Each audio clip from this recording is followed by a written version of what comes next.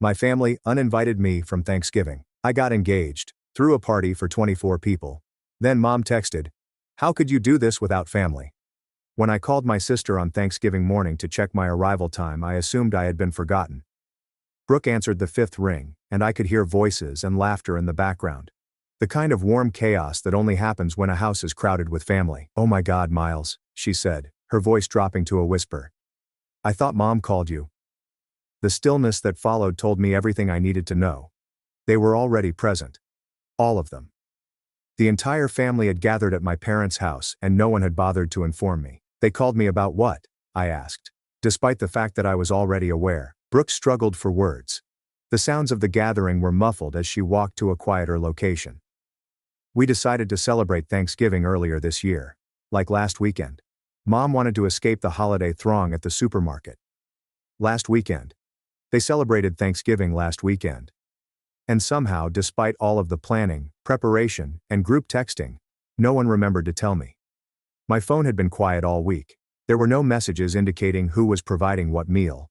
There are no questions about my arrival time. There are no changes to the schedule. I had attributed it to everyone's preoccupation with their own preparations. I'd spent 3 days preparing my grandmother's famous sweet potato dish.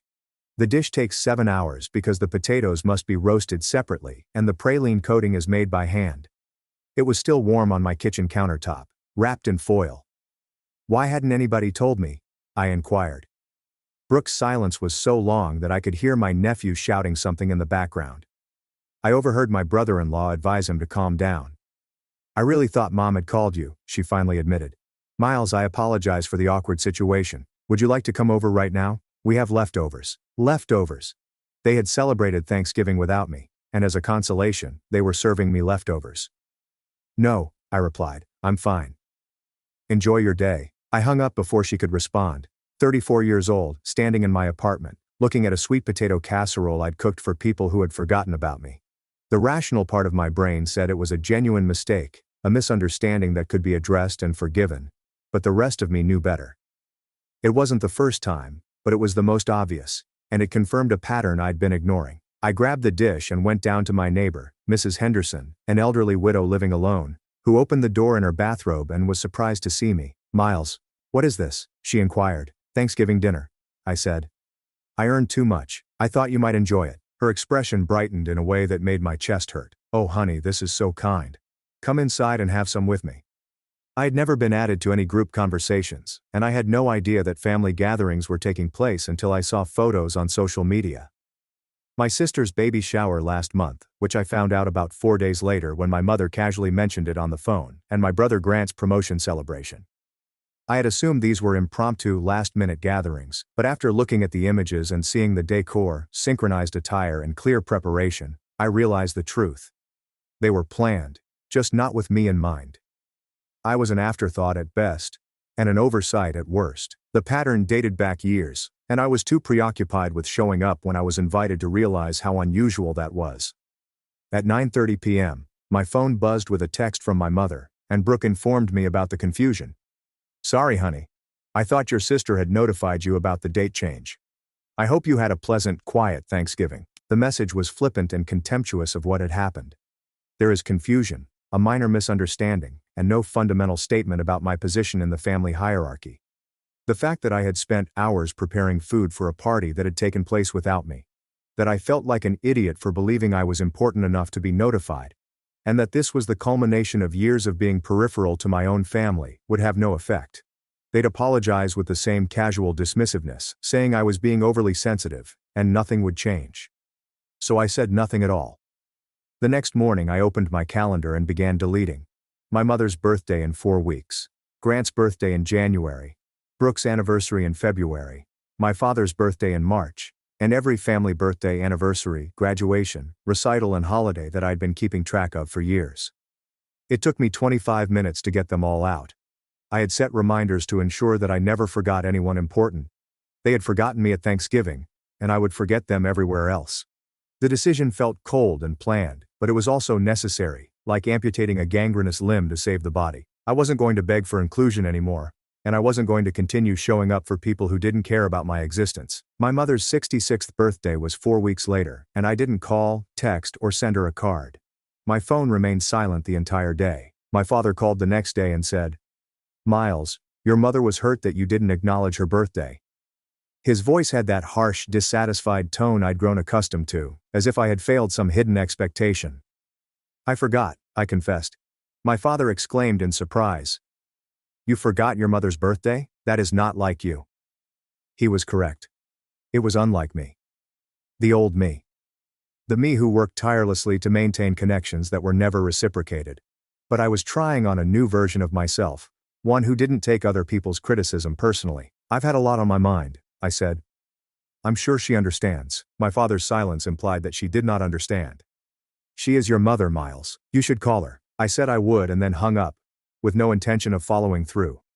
As a senior architect at a downtown company designing sustainable housing projects for urban regeneration, I poured myself into a new project, a mixed-use complex that would provide affordable homes to a severely underserved area.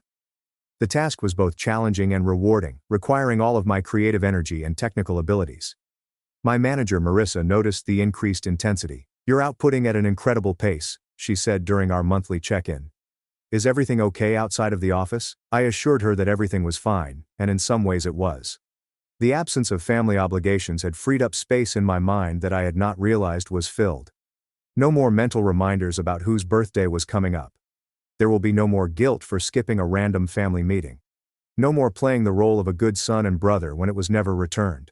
I was lighter without the weight. Grant celebrated his birthday in January. He was turning 39, and his wife Sloane had spent months planning a lavish surprise party. I knew this because she texted me in November, asking if I could help set up the venue. Of course I agreed because it was what the older Miles would have done. But when the day arrived, I simply did not show up. I didn't cancel. I didn't explain. I simply let my commitment vanish, as if it never existed.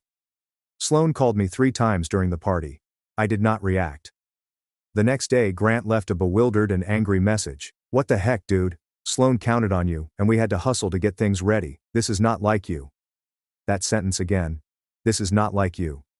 They treated me as if the version they knew was the only one, as if I couldn't change, disengage, or defend myself. I listened to Grant's voicemail twice before deleting it without responding.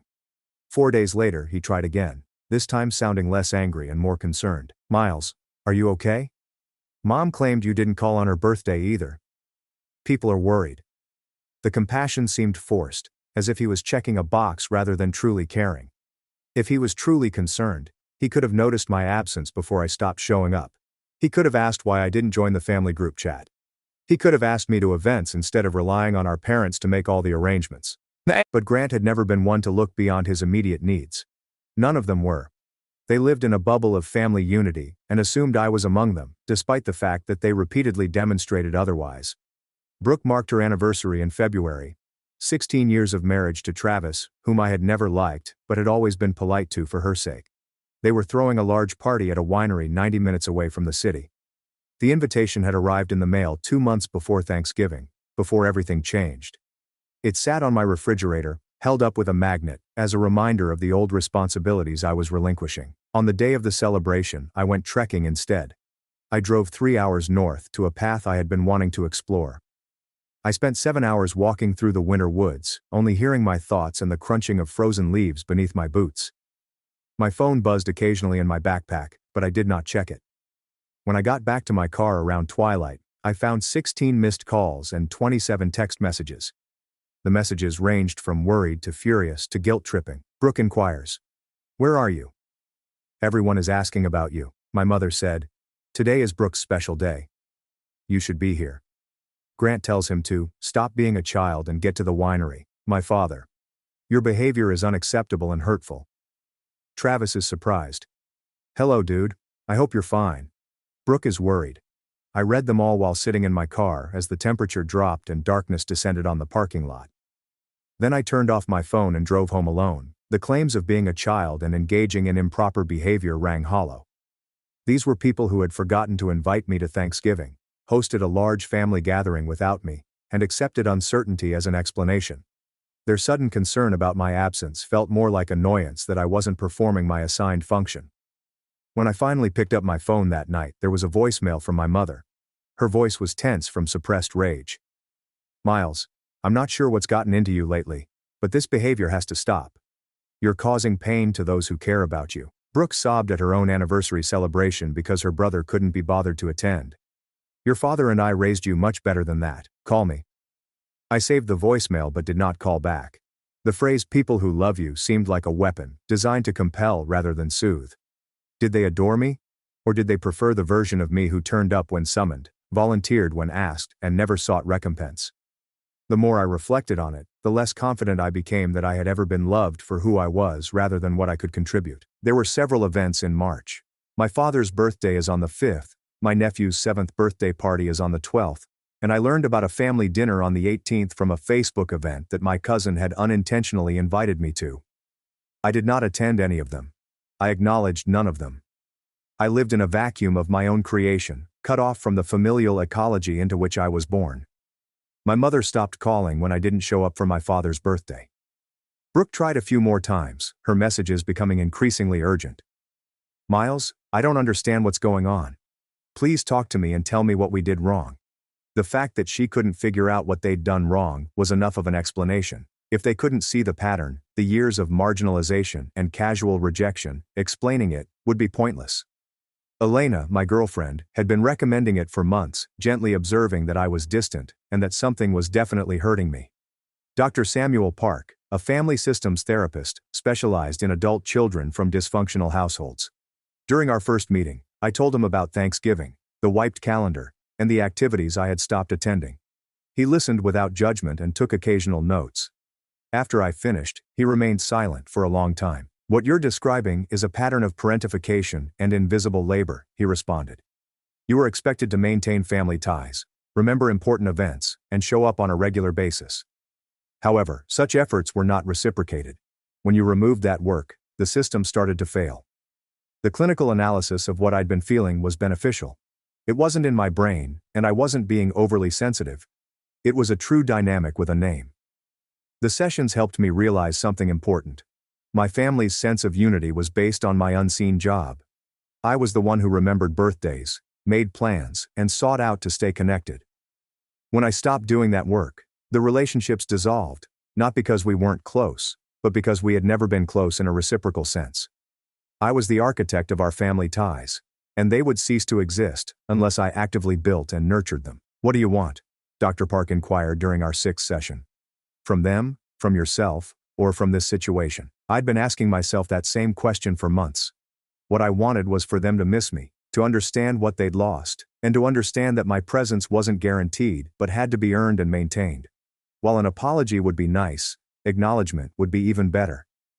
In May, my cousin Javier got engaged, and the news was announced on Facebook with a photo of him and his partner, Lucas, bringing their hands up to display identical rings.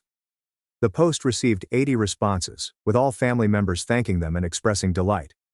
I almost commented as well, but I stopped myself. Javier and I were close as children, but as adults, we grew apart. He'd been to Thanksgiving, the event from which I had been excluded, and he knew I wasn't there but didn't say anything. He hadn't contacted me since.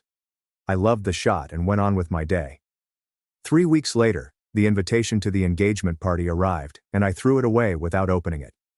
Elena proposed to me on a Saturday morning climb, took out a ring at Mount Tamias's peak, and asked me to marry her in front of a dozen people who immediately began cheering. I said yes, overcome with delight and love for the sheer fact that someone saw me, truly saw me, and chose me. We called our closest friends that afternoon and decided to throw a small engagement party the following month. When Elena asked if I wanted to invite or inform my family, my chest tightened. "No," I said. "I don't want them there." She didn't push or try to persuade me that family should be involved despite everything. Instead, she simply nodded and gripped my hand, saying, "Then it's just us and the people who actually show up for us." The relief was profound. Elena's family was kind and accepting, incorporating me into their dynamic as if I had always been there. Her mother, Marianne, spent an hour recounting humiliating anecdotes from Elena's upbringing, and her father, Qley, took me aside to officially welcome me to the family and express his gratitude.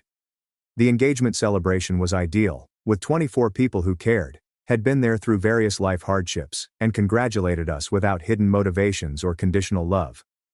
When we cut the engagement cake, I looked across the room and realized I hadn't missed anyone. Despite knowing little about me, these people were more present and genuinely happy for me than my parents had ever been for any of my accomplishments. My family learned about the news through social media, where Elena shared images from the celebration and tagged me, and several of my cousins saw them. Within 45 minutes my phone started ringing, first with my mother, then with Brooke, and finally with Grant, who I let go to voicemail. The messages came next. My mother. Miles, I can't believe I had to find out about your engagement on Facebook. How could you not have informed us? How could you have a party without your family? Brooke. I'm very hurt. We should have celebrated your engagement together. This is cruel. Grant says, wow. Is that how things are now? We are not even worth a phone call. The sense of entitlement in their messages was breathtaking. After 6 months of silence, and 6 months of them not contacting me to find out why I had retreated, they felt entitled to share in my joy. I typed a single response and sent it to the family group chat, to which I had never been added before, thanks to Elena's sister Haley, who did so first. I've got engaged, I had a party. I invited those who are constantly present in my life. That list did not include any of you. Then I turned off the chat and waited while the alerts piled up. 58 messages in 12 minutes. I had not read any of them. Dr. Samuel Park would probably call me passive-aggressive and recommend direct communication. But I'd tried direct communication. When I called Brooke on Thanksgiving morning, she explained that it was a misunderstanding. I had been on the outskirts of their lives for years, and they hadn't noticed. They have now taken notice. I suddenly felt important because I was happy and celebrating in their absence. The hypocrisy was maddening. Elena found me on our balcony that evening, watching the sunset. Your family's losing their minds, she said, showing me her phone. They had begun messaging her, attempting to contact me through her. Her responses had been polite and firm. This is between Miles and his family. I'll assist him with whatever he requires. She sat beside me and took my hand. Would you like to talk about it? I told her about the messages and my sudden, desperate desire to be included. She listened and then said something that summarized everything. They don't miss you. They miss the function you performed. The person who remembered birthdays, showed up, and helped the group feel like a family. They miss your work, not you. She was right. If they had missed me as a person, they would have contacted me months ago, asked why I had gone silent, and tried to understand rather than simply waiting for me to return. My grandmother, who was 94 years old and had been declining for years, passed away in July. I learned about her death from my father's brother, Uncle Bennett, who called me.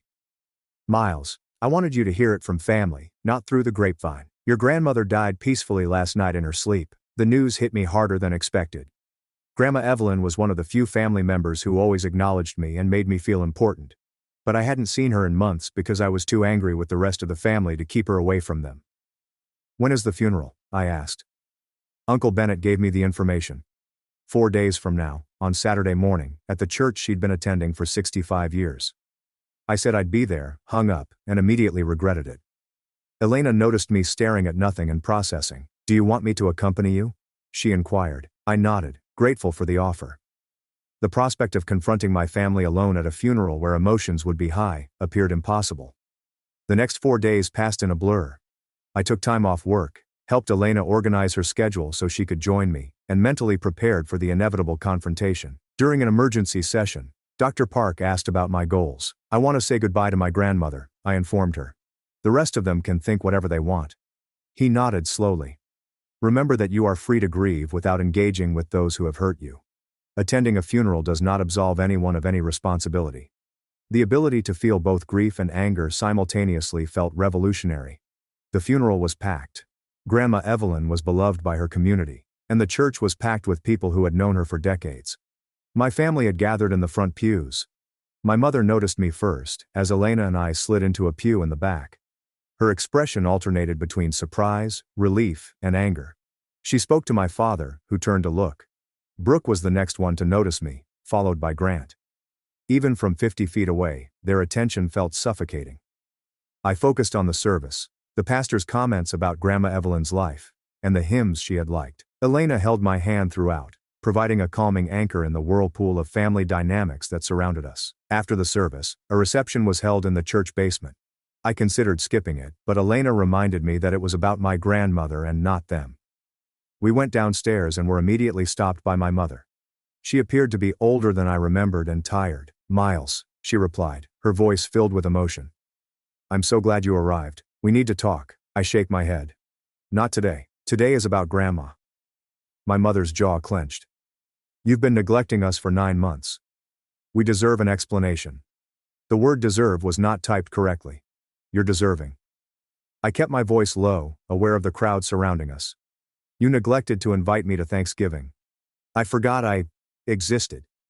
And you didn't realize I stopped doing everything I could to keep our connections alive until it was too late. So no, I do not believe you deserve anything." My father arrived alongside my mother, his demeanor harsh. "That is enough. Your grandmother recently died. This is not the time or place for drama." The rejection and the labeling of my pain as theater solidified everything. "You're right," I said. "This isn't the time or place." I turned to leave, but Brooke blocked my path. "Miles, please. We miss you. Can't we simply talk about it?" Her eyes were red. I couldn't tell whether it was due to sadness or the encounter. "You don't miss me," I said gently. "You miss the person who made your life easier." "There is a difference." Elena gently grasped my elbow, and we walked past Brooke, my brother standing awkwardly at the food table, and the aunts and uncles staring with undisguised curiosity. We paid our respects to Uncle Bennett, signed the visitor's book, and left. In the car, I felt like I could breathe again. "That was awful," Elena said. "I'm sorry."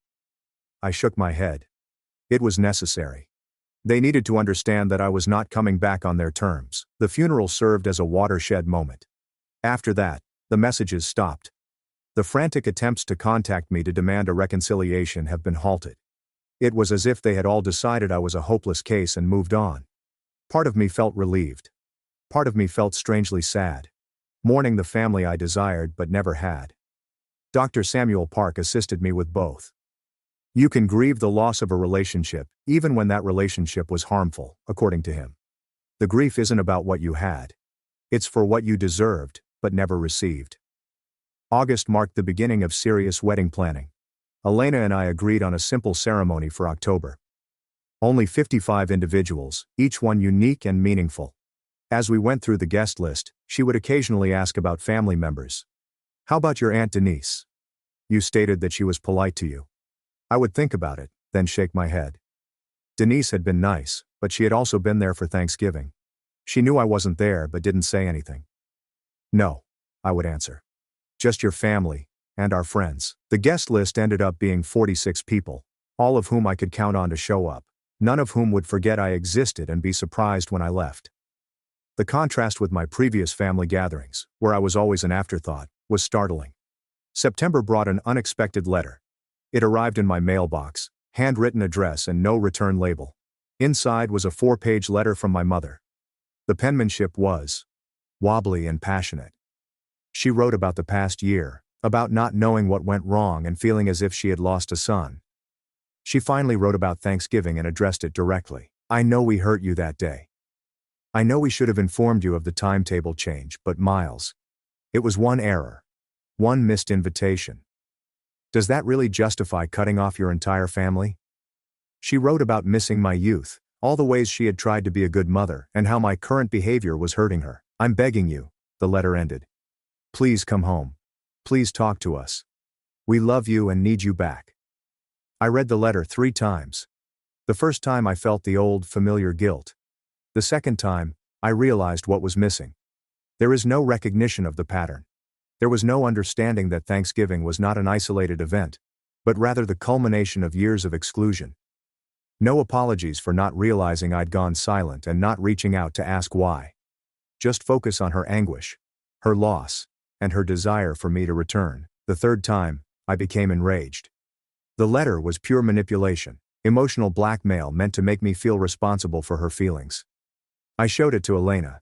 She read it slowly, her face stiffened. "She's not actually apologizing," she said. "She's explaining why your hurt isn't valid and demanding you get over it." Exactly. I saved the letter in a folder alongside all of my voicemails and texts. Dr. Park used the term documentation, evidence that it wasn't all in my head. The wedding invitations were sent out in mid-September. Elegant cream cardstock with emerald green writing. Elena Osman and Miles Cross invite you to celebrate their marriage. No mention of the parents. No ordinary Mr. and Mrs. Cross would appreciate your visit. We're just claiming our own celebration. My mother got hold of one, possibly through a relative who received an invitation. She called using my father's phone, knowing I had blocked her number.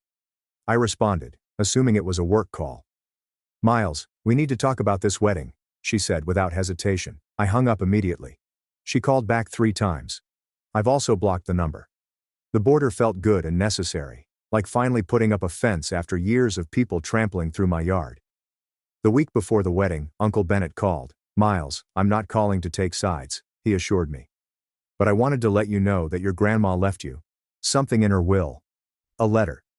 The executor is willing to deliver it to you anytime you come by. I ran into him at a cafe the next day. Uncle Bennett appeared uneasy, torn between his brother's family conflict and his personal connection to me. For what it's worth, he continued, handing me an envelope. I believe you have valid reasons for what you're doing. I don't know all of the circumstances, but I've seen you around for years. I haven't seen them do the same. Approval from someone within the family system was more important than I expected. I thanked him and took the envelope home. Grandma Evelyn's letter was written in her distinctive wobbly script. If you're reading this, my beloved Miles, I'm gone. I want you to know that I saw you. I saw how hard you worked to be a part of a family that didn't know how to welcome you. I saw you show up, help and care, only to be dismissed as an afterthought. I witnessed it and regret not speaking up. I was afraid of causing family friction and being labeled a meddler. But my silence was complicity, and I regret it. You deserved more than they gave you. Never believe you're wrong for wanting better care. Miles, live your life. Be happy, and remember that at least one member of this family accepted you for who you were, and loved you unconditionally. I sobbed as I read it, and Elena embraced me on our couch as I mourned the only person who had understood. The wedding day was perfect.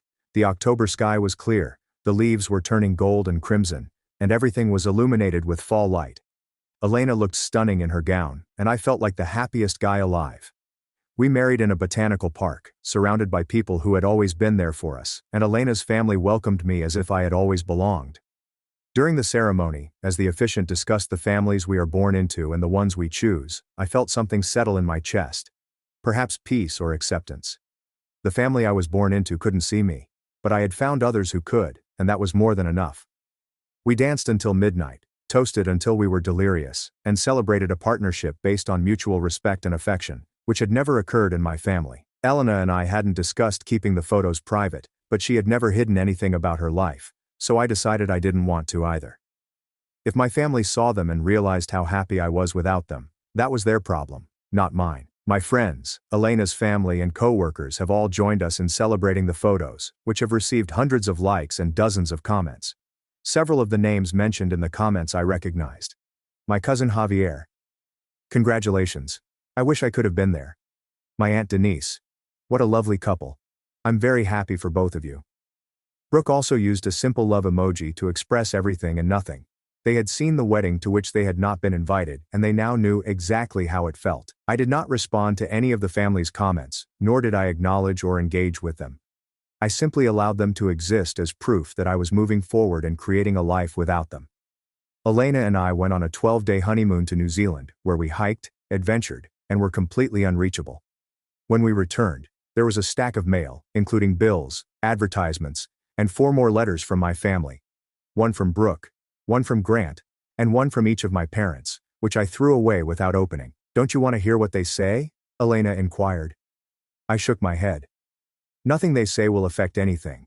They have 9 months to figure out what went wrong and contact out with real concern. They opted for guilt trips and manipulation instead. I'm done giving them chances to explain why my pain isn't justified. November arrived, bringing with it the anniversary of the forgotten Thanksgiving, a year since I discovered I was estranged from my own family. I marked it quietly, reflecting instead of celebrating. That year I got engaged, married, started treatment, strengthened friendships, excelled at work, and became more authentic than I had ever been. None of it required my family's participation. Nothing was diminished by their absence. If anything, their absence had created opportunities for growth that I had previously been too preoccupied to pursue. Dr. Samuel Park asked me how I felt about the anniversary. Grateful, I said, surprising myself. That day was the worst day, but it was also the day I started choosing myself, he grinned. That represents substantial progress. How do you view the likelihood of future reconciliation? I thought about it. I wasn't opposed to it, but it had to be on entirely different terms. They would have to admit their mistakes, accept responsibility, and demonstrate consistent change. I did not want to go back to the way things were. December saw an unexpected development. My father had a heart attack. Mild, according to Brooke's writing. He is stable in the hospital and under observation. I thought you should know. The message was completely neutral, not requesting that I attend, not guilt-tripping, but simply providing information. I sat with the news for several hours, sensing it was confusing. I didn't want my father to die, but I didn't want to rush to his bedside and make everything look perfect. Elena inquired as to what I planned to accomplish. I don't know, I admitted. Part of me believes I should leave. Part of me believes it is another deception, another crisis orchestrated to force interaction. She did not tell me what to do. She just stated that she would support any decision I made. Finally, I sent a postcard to the hospital. I hope you heal soon. There is nothing more. No visit, no phone call, and no reconciliation at his bedside. I simply acknowledged that I had received the news and wished him luck. My father was released 4 days later, with instructions for lifestyle changes and medication. Grant contacted me from a new phone number. Dad almost died, and you sent him a card. A card. What is wrong with you? His rage appeared familiar, even pleasant. What did you want me to do? I inquired. Show up, Grant said. Like family does. There it was again. The belief that I had to show up no matter how they treated me. Family shows up consistently, I told them, not just during a crisis. Where were you when I needed help? You were not present while I was going through my own difficulties. None of you were. So no, I'm not going to rush to Dad's bedside to play happy family. Grant was quiet for a long time. When did you become so cold? He asked. I'm not cold, I explained. I'm simply unavailable to those who aren't available to me. That is known as boundaries. I hung up before he could respond. Christmas came, and for the first time in my life, I did not spend it with my biological family. Elena and I hosted a dinner party in our apartment for her family and close friends. We cooked together, laughed together, and played board games late into the night. It was warm and sincere, just like family reunions should be. There was no stress, no walking on eggshells, or pretending to be someone I wasn't. Simply being myself, and being appreciated for it. As we cleaned up that night, Elena said something that stuck with me. This is what you deserved all along. People who see you, pick you up, and show up on a regular basis. I'm glad you have it now. I was also happy. The pain for what I hadn't had was still there, and it probably would always be, but it was less severe today, tempered by the reality of what I did have. Brooke sent me a surprise email in January with the subject line, "No expectations, just thoughts." The email was lengthy, clearly written, and revised several times. She wrote about the previous year, about witnessing my withdrawal from their life, and how she was initially furious and upset before gradually coming to terms with it. I went to a therapist, she said, about family problems and my own troubles, and while talking about my relationship with our parents, I began to notice patterns I hadn't noticed before. The bias toward me, the fact that you were always expected to help but were rarely given assistance in return, and the fact that we all assumed you'd always be there because you always were. Miles, I can't speak for everyone else, but I apologize. I am sorry I did not notice it sooner. I apologize for contributing to the situation. I'm not asking for forgiveness, or your return. I just wanted you to know I see it now, and I apologize. I reread the email 3 times before showing it to Elena. What do you think? She inquired. Is it genuine? I didn't know. Maybe. The confession of specific actions, the absence of excuses, and the explicit assertion that she wasn't expecting anything in return all indicated genuine consideration, but I'd been burned before by family members who said whatever they thought I wanted to hear. I think I want it to be genuine, I told you.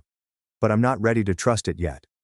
I composed a response and waited 4 days before mailing it. Thank you for recognizing these trends, and thank you for taking the time to reflect.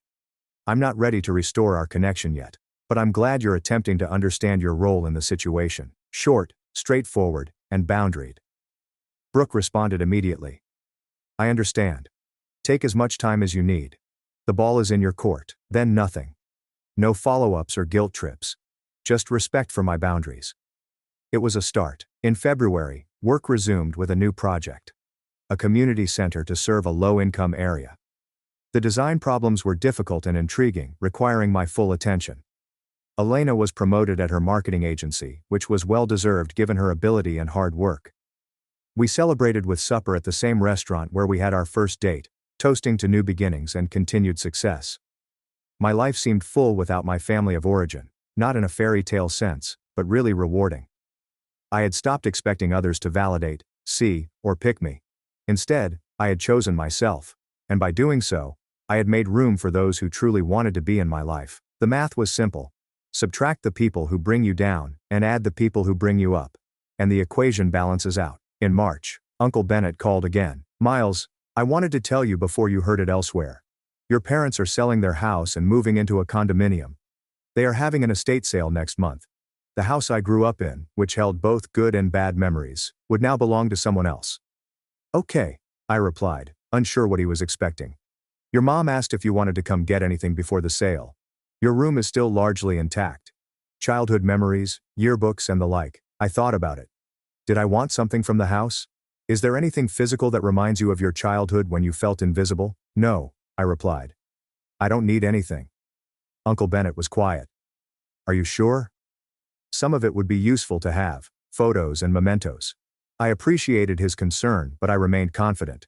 I spent 20 months letting go of that family. Returning to collect souvenirs seemed counterproductive. He understood, advised me to take care of myself, and then hung up. The finality of that decision seemed appropriate. April was my 36th birthday. Elena threw me a surprise party for the first time in my life. She'd coordinated with all of our friends, booked a private room at our favorite restaurant, and made everything perfect.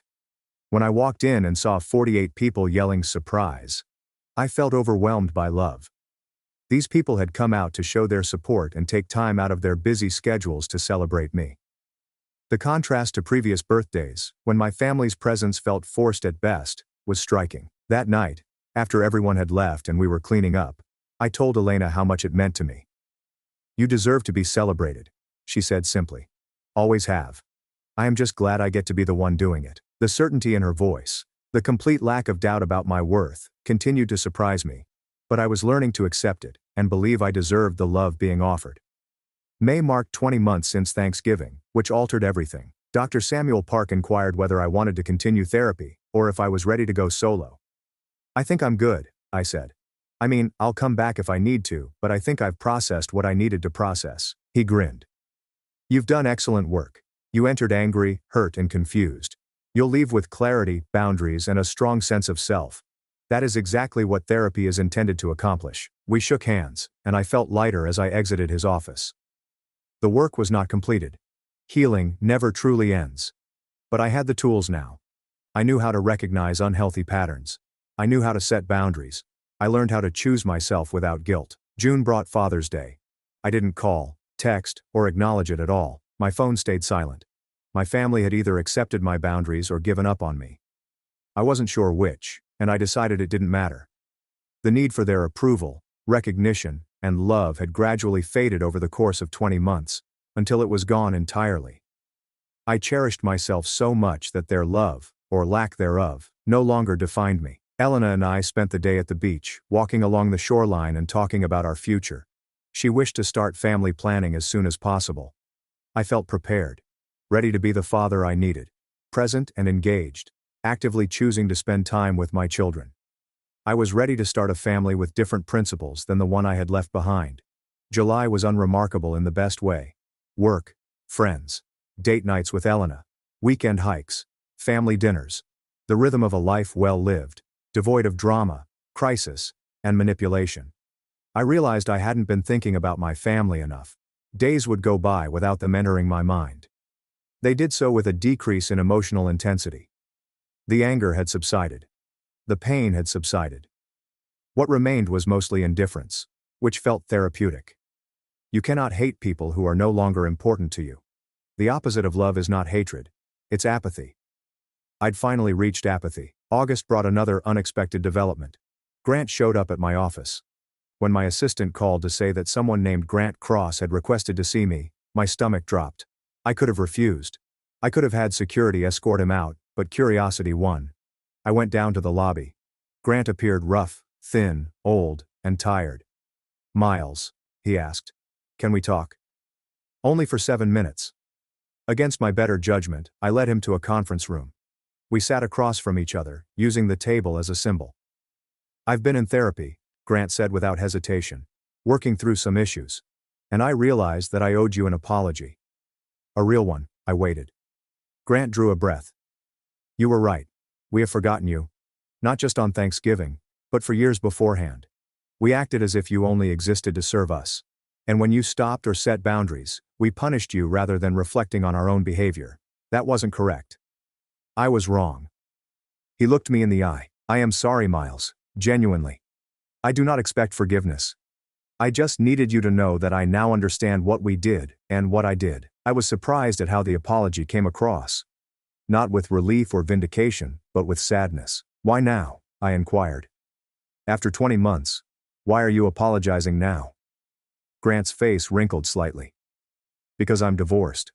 In the process, I realized I had been treating Sloane in the same way we had treated you, taking her for granted, assuming she would always be there, and only seeing her when I needed something. She left me, Miles, and she was right to leave. I was a terrible partner." He wiped his eyes roughly. "Losing her made me realize what we had done to you. So how did we lose you? And I apologize. I understand it is too late, but I apologize." We sat silently for a long time.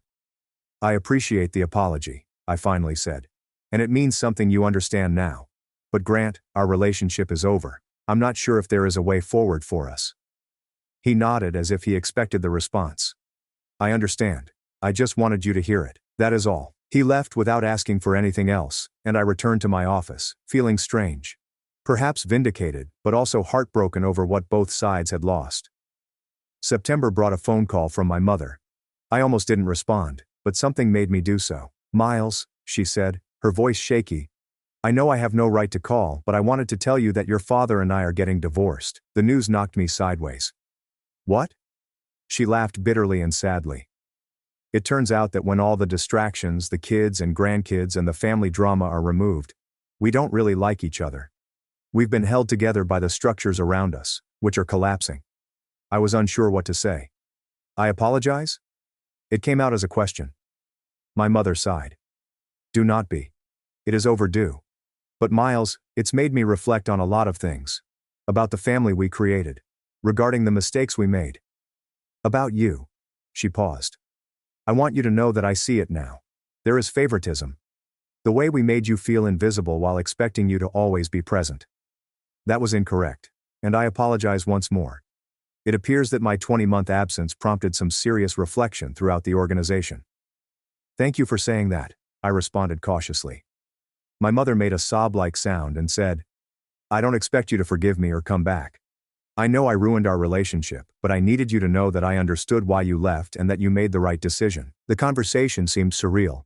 After 20 months of silence and firm boundaries, she was finally saying what I needed to hear, but the need for them had faded.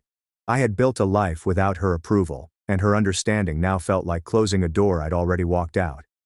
"I appreciate it, Mom." "Really?" We talked for a few more minutes, awkwardly and carefully, before saying goodbye, and I hung up, feeling strange. Not happy, not vindicated, simply done. That chapter had ended, and her apology was the period at the end of the last sentence. On our first anniversary in October, Elena and I returned to the botanical garden where we had married, and walked through the fall gardens holding hands. "This has been the best year of my life," she informed me. "Despite all the family drama?" I inquired. "Because of how you handled the family drama," she explained. "You chose yourself. You chose us. You created a life based on your values, not their expectations. That requires courage." We renewed our vows in private, just the two of us and the golden trees surrounding us, promising to keep choosing each other, to show up consistently, and to be the family we both deserved. Later that night, Elena told me she was pregnant, and it felt like the beginning of something new, unlike the family that had forgotten me. This child would know what it meant to be seen, valued, and accepted without question, and I would make certain of that. 3 years after the forgotten Thanksgiving, November arrived again, and I marked the occasion by volunteering at a homeless shelter, serving meals to people who had been forgotten by society, just as my family had forgotten me. The work felt meaningful, and these people were visible to me, even if they were invisible to others. During a break, I checked my phone and found a text from Brooke. I know today may be difficult, but I wanted you to know I'm thinking of you. It was the first time anyone recognized the significance of the date. Thank you, I texted back. It means a lot. Brooke and I had been slowly rebuilding, with lunches every few months and careful conversations that respected boundaries. It wasn't the same as before, but it was more honest, and that was what mattered. In December, my father began dating someone new, and my mother was having a difficult time dealing with it. Brooke kept me informed via text, not expecting me to do anything, and I appreciated her respect for my boundaries, even as she navigated her own complex emotions. When she asked if I wanted to spend Christmas with just the two of us and our partners, away from everyone else, I surprised myself by saying yes. On December 22nd, we met at a restaurant. It was awkward at first, all of us feeling out the boundaries of these new relationships. But by the end of the meal, something had shifted. Brooke and Travis were treating me like an actual person, asking about my life and sharing theirs. Elena fit in easily, and I realized this was what family could be. Chosen, boundaried, reciprocal, not perfect, but genuine. The pregnancy progressed, Elena's belly grew, and we prepared for a daughter by painting the nursery, buying tiny clothes, and taking parenting classes. Elena's family was involved and excited, throwing us a baby shower that felt joyful and genuine. Brooke came, brought a thoughtful gift, and respected all the boundaries. Grant sent a card and a gift certificate but did not come. My parents were not invited and did not ask to be. The clear delineations felt healthy. I was now creating my own family on my own terms, and whether or not the family I was born into would be included was entirely up to them. Audrey Evelyn Cross Osman, named for my grandmother and carrying both of our last names, was born on a rainy April morning. She was perfect, tiny, and mine. Elena's parents were at the hospital within 45 minutes. Brooke came 2 days later, held her niece carefully, and cried, "She's beautiful, Miles. You're going to be an amazing dad." Looking at Audrey, at this tiny person who would never doubt she was wanted, never wonder if she mattered, I felt something. I'd found it with Elena, built it with our friends, and created it with our daughter. My family of origin had forgotten me at Thanksgiving, and I'd stopped remembering them everywhere else. But in that forgetting, in that stopping, I'd remembered myself, found myself, and built something better than what I'd lost. And in the end, that was enough. Thank you for sticking with me until the end.